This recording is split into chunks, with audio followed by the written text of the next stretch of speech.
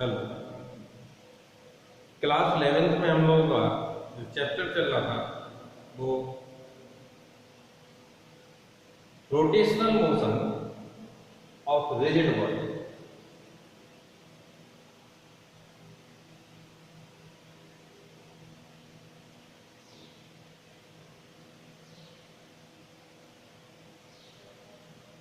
ये वाला अपना जो चैप्टर चल रहा था इसी में हम लोग आज अगला टॉपिक लेंगे जो कल तक पढ़ा इसके आगे का movement of inertia.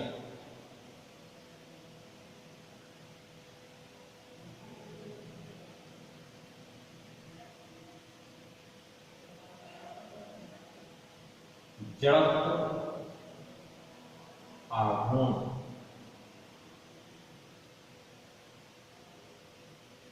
Movement of inertia. यहां पर यह बात समझने की है कि जैसे सरलरेखीय गति जब होती है किसी पिंड में, जब सरलरेखीय गति होती है यानी वो पिंड एक स्थान से दूसरे स्थान की ओर सरलरेखीय पथ पर गति कर रहा होता है तो उसमें एक रेखीय जड़त्व होता है जिसके कारण से वह अपनी गति को बनाए रखना चाहता है। अगर वस्तु स्थिर है तो वो अपनी स्थिति को बनाए रखना चाहता है। यानी ये है कि जड़त्व किसी वस्तु का वह गुण है जिसके कारण से वह अपनी अवस्था परिवर्तन का विरोध करता है। यानी वस्तु अगर स्थिर है तो स्थिर रहना चाहती, गतिशील है तो गतिशील रहना चाहती।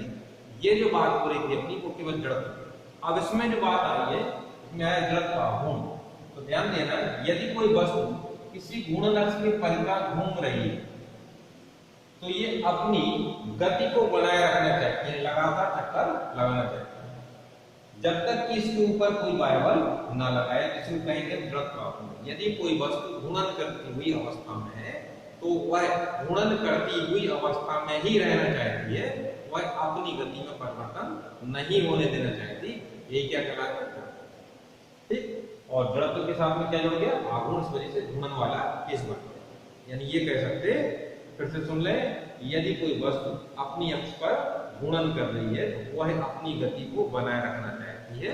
वस्तु के इस गुण को ही हम जड़त्व आघूर्ण कहते हैं। अब बात आती moment of inertia of a single particle. अगर हम केवल एक m मास के पार्टिकल को लें और उसका मोमेंट ऑफ इनर्शिया निकालें, मोमेंट ऑफ इनर्शिया किसका निकाल रहे हैं हम लोग, केवल एक सिंगल m मास के पार्टिकल का moment of inertia of single particle. तो यहां पर देखेंगे अगर m मास का कोई एक पार्टिकल है वो r रेडियस के पाथ पर, m मास का पार्टिकल है r रेडियस के पाथ पर इस तरीके से मूव कर रहा है तो इसके लिए मोमेंट ऑफ इनर्शिया होगा, उसको I से नोट करते। I की वैल्यू होती है द्रव्यमान, पिंड का द्रव्यमान, और इसकी घूर्णन अक्ष से लंबवत दूरी का I इक्वल होगा mr²। ये हो जाएगा कि अगर एक कोई सिंगल पार्टिकल है यानी केवल एक कण है जिसका द्रव्यमान m है और उसके देखा गया कि वो एक अक्ष के परितः घूर्णन कर रहा है। यदि घूर्णन अक्ष के परितः घूर्णन करते समय उसकी घूर्णन अक्ष से दूरी है वो r है तो कहा जाएगा mr² इक्वल क्या होगा I, यानी इसका जो जड़त्व होगा तो mr²। अब इसमें अगला लेंगे movement of inertia of a rigid body. अभी हमने सिंगल पार्टिकल के लिए देखा, अब हमने कहा है कि movement of inertia of a rigid body.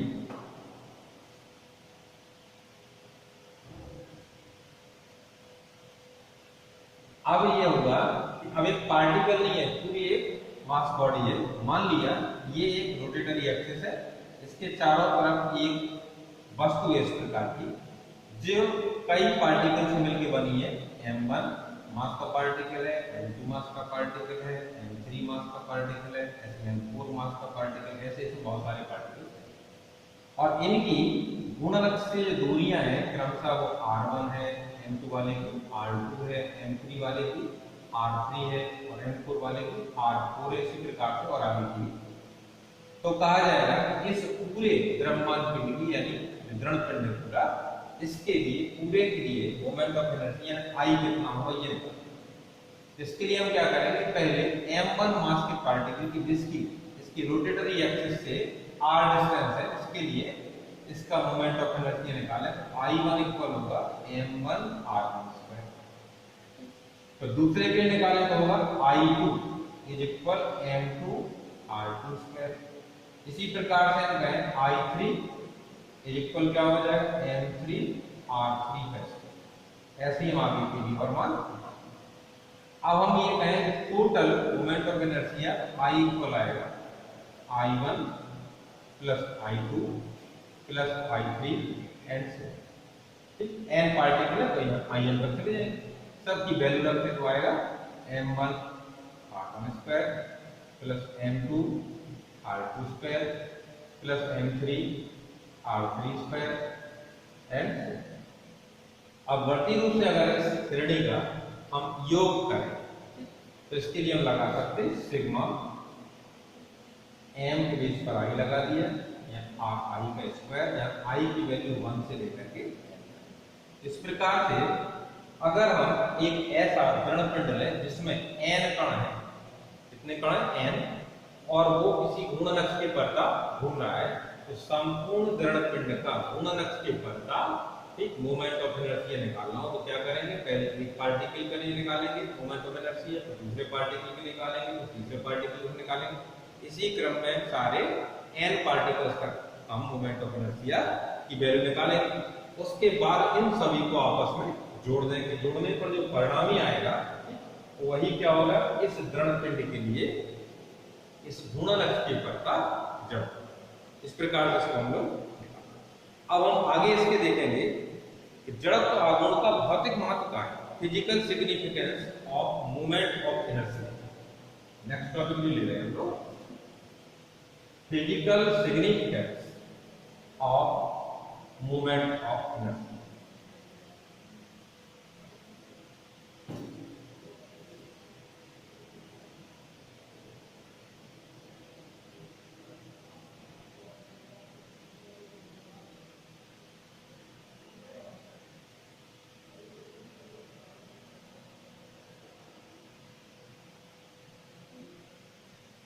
भौतिक महत्व ले रहे हैं, ठीक, हमें जो है भौतिक महत्व ले रहे हैं, इसका भौतिक महत्व जड़त्व का, इसको हम देखें तो जैसे हम देखते कि अगर n द्रव्यमान का पार्टिकल एक रेडियोएक्टिव पथ पर चलता है, ठीक, तो इसका जो जड़त्व है वो m के प्रोपोर्शनल होगा, यानी इसमें इनर्शिया m के प्रोपोर्शनल होगा। m जितना ज्यादा होगा उसमें उतना रेखीय जड़त्व होगा, ठीक। जैसे अगर हम कहें, एक उदाहरण ले लें कि एक मोटरसाइकिल रोड पर सीधे रेखीय पथ पर चल रहा है और वो अचानक से किसी चीज से टकराए, तो टकराने पर उसमें जो क्षति होगी वो कम होगी किसकी तुलना में, यदि उसके स्थान पर उससे ज्यादा वेटेड यानी ज्यादा भारी गाड़ी कैसी होती, उसी मोटरसाइकिल पर यदि हम वेट ज्यादा रखें, ठीक, उस समय पहले मान लो मास उसका m1 था, बाद में मोटरसाइकिल में हम जब वेट ज्यादा रखते तो उसका मास हो गया m2 और जाकर के वो भी टकरा जाए, ठीक। तो दोनों स्थितियों में देखेंगे जब उसका वेट ज्यादा होगा तब वो टकराने पर नुकसान ज्यादा होगा। यानी ये कह सकते कि जो जड़त्व है वो द्रव्यमान के समानुपाती, रैखिक जड़त्व है वो द्रव्यमान के समानुपाती। ठीक इसी प्रकार से अगर कोई वस्तु अपनी घूर्णन अक्ष के परता घूम रही है तो इसमें जो जड़त्व आघूर्ण होगा I, वो जड़त्व जो है I पर निर्भर करेगा ना कि m पर। यानी यहाँ पर सामान्य सरलिखी पथ पर जो m का वाला जड़त्व के लिए वही यहाँ पर I का, यानी ये कह सकते हैं कि जहां जहां m का प्रयोग करते सरलिखीय गतियों के लिए वहां घूर्णन गति के लिए I का उपयोग करना। जैसे अगर हम ये कहें कि हमें जड़त्व आघूर्ण चाहिए एक डिस्क का, तो डिस्क कैसे बनाई हमने, चक्की ले ली, उसको एक बीच में छिद्र करके उसमें एक अक्ष यानी कोई रॉड डाल दी, उसके परत उसको घुमाने का, इसको चला। एक बार हम इसी डिस्क के वेट के बराबर, ध्यान सुनना जरा, ये बात कही जा रही है। एक बार मान एम मास की डिस्क थी, इसको हमने ले लिया और ये बराबर मोटाई का एक छल्ला ले लिया हमने, सॉरी छल्ला नहीं, शीट ली हमने, कैसी जो सर्कुलर थी, वृत्ताकार शीट ले ली, समान मोटाई की थी, उसको हमने अक्ष पर घुमाया और छोड़ दिया। एक बार हम क्या करें, इसमें शीट को ऐसा बनाया जाए कि द्रव्यमान तो स्टॉक नहीं रहे, लेकिन उसका किनारे पर जो वेग है, यानी बाद में जो किनारा वाला हिस्सा है उसको मोटा कर दिया जाए और बीच वाले हिस्से को यहाँ पर जो है वो कैसा कर दिया जाए, पतला, इसको भी यहाँ पे घुमा दिया जाए। दोनों के द्रव्यमान mm, घुमाने के बाद आप ये देखते हैं कि ये ज्यादा समय तक घूमेगी, ये ज्यादा समय तक घूमती रहेगी और ये कम समय तक घूमती। वजह क्या है, इसमें जो I है, I इक्वल होगा mr स्क्वायर। अब यहाँ पर यदि हम r ले रहे थे तो अभी सिंगल पार्टिकल के लिए ले रहे थे, अगर मान लो पूरी वस्तु के लिए द्रव्यमान कैपिटल M ले लें, ठीक है, और इसकी रेडियस ऑफ जाइरेशन यानी k m स्क्वायर ये, तो यहाँ पर जो k की वैल्यू है ये बड़ी है, क्यों? क्योंकि इसका अधिकांश द्रव्यमान इसकी परिधि पर स्थित है, इस वजह से I का मान ज्यादा है। इसी कारण से यह अपनी गति में परिवर्तन का विरोध ज्यादा समय तक कर पाएगी और ये अपनी अक्ष पर घूमती रहेगी। फिर से बात सुन ले, जैसे हम देखते हैं सरल पथ पर जब गति हो रही होती है तो उसमें जड़त्व होता है और उस जड़त्व के लिए रिस्पॉन्सिबल जो होता है उसका द्रव्यमान होता है m। ठीक उसी प्रकार से यदि घूर्णन गति हो रही है उसमें जो जड़त्व होता है उसके लिए रिस्पॉन्सिबल होता है वो जड़त्व आघूर्ण होता है ये I। क्या होता है I का मान किसके बराबर होता है, m के स्क्वायर। यहाँ क्या है, k जो है घूर्णन त्रिज्या। अगर हम त्रिज्या बड़ी कर लेते द्रव्यमान को केंद्र से जितनी दूरी पर रखेंगे, ठीक, तो उतना ज्यादा उसमें जड़ता आघूर्ण उत्पन्न हो जाता। इसी कारण से ये वाले पहिया ज्यादा समय तक घूमता है, जबकि ये ठोस पहिया जो हमने लिया था वो कम समय। अब हम देखेंगे ऐसे जड़त्व आघूर्ण के व्यावहारिक उपयोग। तो इसमें हम लोग ये देखें, जैसे साइकिल का रिम या मोटरसाइकिल का रिम, रिम से मतलब पहिए में जो धातु का छल्ला लगा रहता है उसको बोलते हैं रिम। तो उसको देखें तो बीच में उसमें स्पोक यानी तान लगाई जाती है जिसका वेट कम होता है और रिम भारी बनाया जाता है। इसके पीछे कारण क्या है, उस पहिए को जितना जड़त्व आघूर्ण ज्यादा मिलेगा उतनी आसानी से वो बाइक या मोटरसाइकिल चल पाएगी। ठीक इसी प्रकार से ट्रेन में भी जो उसके पहिए बनाए जाते उनमें पहियों में किनारे मोटे रहते, भेटे रहते और बीच का हिस्सा थोड़ा पतला रहता है कि वो ठोस रहते। तो इसके पीछे कारण क्या है कि जब उसकी घूर्णन अक्ष जो है उससे जितनी ज्यादा दूरी पर हम द्रव्यमान ज्यादा रखेंगे तो उतनी देर तक वो रोटेट करता है। इस प्रकार के हम उदाहरण को दैनिक जीवन में देखते रहते हैं। अब हम समझेंगे रेडियस ऑफ जाइरेशन। रेडियस ऑफ जाइरेशन में क्या है, किसी अक्ष के पर्दा किसी पिंड को घूर्णन या परिक्रमण त्रिज्या, ठीक, किसी अक्ष के पर्दा किसी पिंड की घूर्णन या परिक्रमण त्रिज्या वह लंबवत दूरी होती है जिसके वर्ग का पिंड के द्रव्यमान के साथ गुणनफल करने पर घूर्णन अक्ष के पर्दा पिंड के जड़ता गुण का मान प्राप्त होता है। यानी अभी अगर हम ये कहते जो बात सुनाई जा रहा है हमको लग रहा होगा अपनी ऐसी स्पीच दे रहे हैं, तो यहाँ पे बात देखने की है, इसमें यही बात आ रही है। हम लोग जो कह रहे हैं कि रेडियस ऑफ जाइरेशन यानी घूर्णन त्रिज्या क्या होता है, तो घूर्णन त्रिज्या को देखें तो I इक्वल होगा m k स्क्वायर।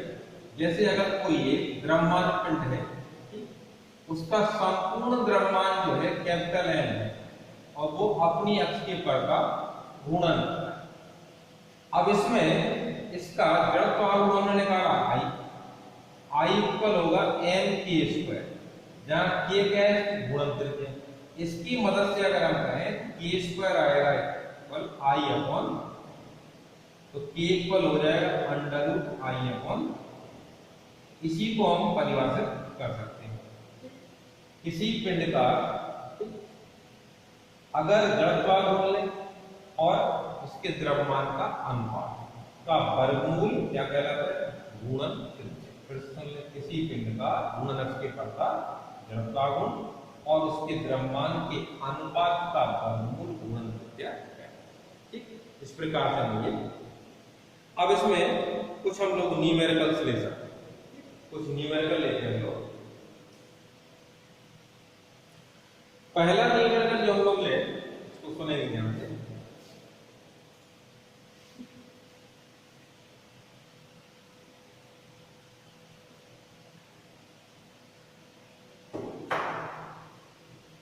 इसमें दिया हुआ है 1 किलोग्राम द्रव्यमान का एक पिंड एक अक्ष के चारों वृत्ताकार मार्ग पर घूम रहा है।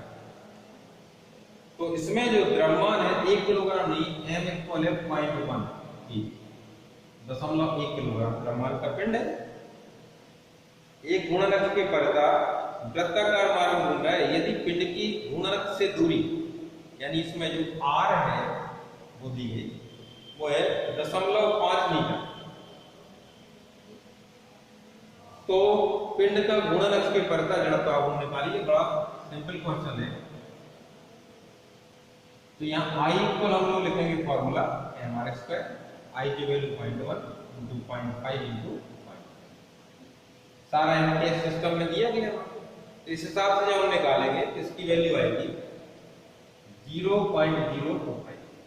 इसको हम लिख सकते हैं 2.5 इंटू 10⁻⁻² इंटू 10⁻⁻²। इकाई क्या हो जाएगी? तो यहाँ आएगा केजी मीटर। इस प्रकार से फॉर्मूला। इसी क्रम में एक और अगर ले लें कि 2 किलोग्राम द्रव्यमान का एक पिंड 2 मीटर व्यास के वृत्ताकार पथ पर 31.1 सेकेंड में 10 चक्कर की दर से घूम रहा है। ज्ञात कीजिए घूर्णन की परता जड़त्व आघूर्ण और परिभ्रमण करते रहते हैं। दो चीजें निकालें। तो इसमें पहले देखें m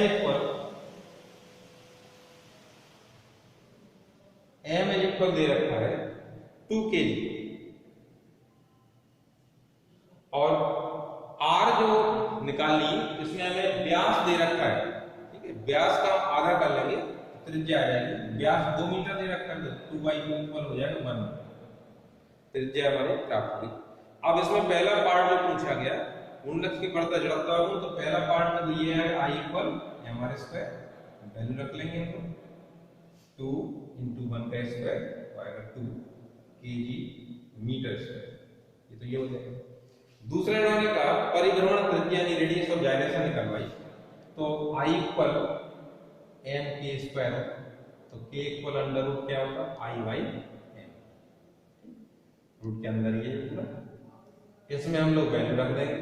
I की वैल्यू हम लोग निकाल लिए, कितनी आई अभी 2, और m की वैल्यू कितनी थी 2, 2/2 यानी कैंसिल हो जाएगा तो 1 आएगा, 1 का रूट k इक्वल हो गया। इस प्रकार से इसके अब इसके आगे जो आपको सिलेबस मिलेगा जड़त्व आघूर्ण संबंधी क्रियाएं, इस बार ये पाठ्यक्रम से आपके 30% पाठ्यक्रम जो कम किया गया उसमें से इनको हटा दिया गया, तो इनको हम लोग स्टडी नहीं करना है। अब अगले दिन जो टॉपिक लेंगे वो बल आघूर्ण तथा जड़त्व आघूर्ण में संबंध, और हम लोग सिद्ध करेंगे। इसको आप पढ़ के रखेंगे।